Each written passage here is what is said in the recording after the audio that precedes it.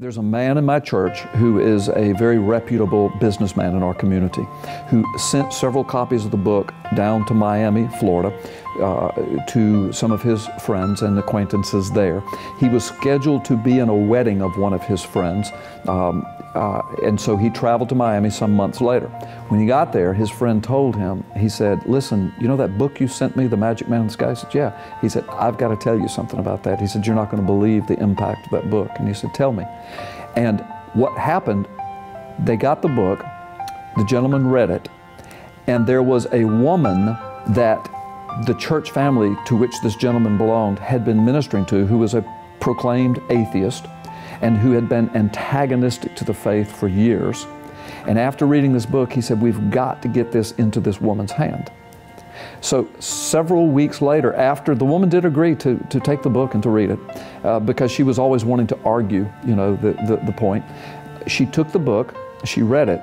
Several weeks later, she came to that church in a worship service.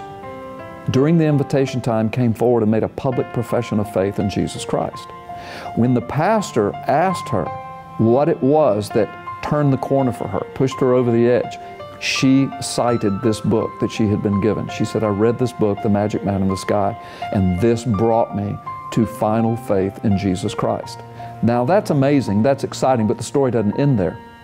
The pastor was so intrigued, he took the book and he read it.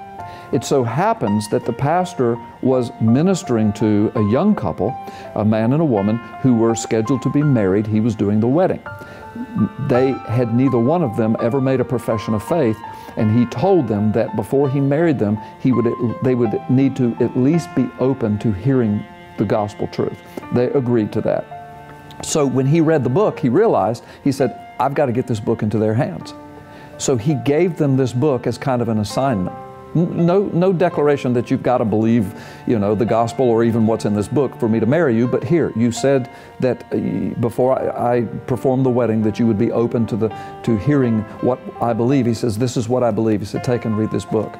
They both read it. They both made professions of faith and followed the Lord in believer's baptism. So 3 unbelievers, one of them a staunch atheist, and a young couple, a man and a woman who, you know, were just kind of secularists.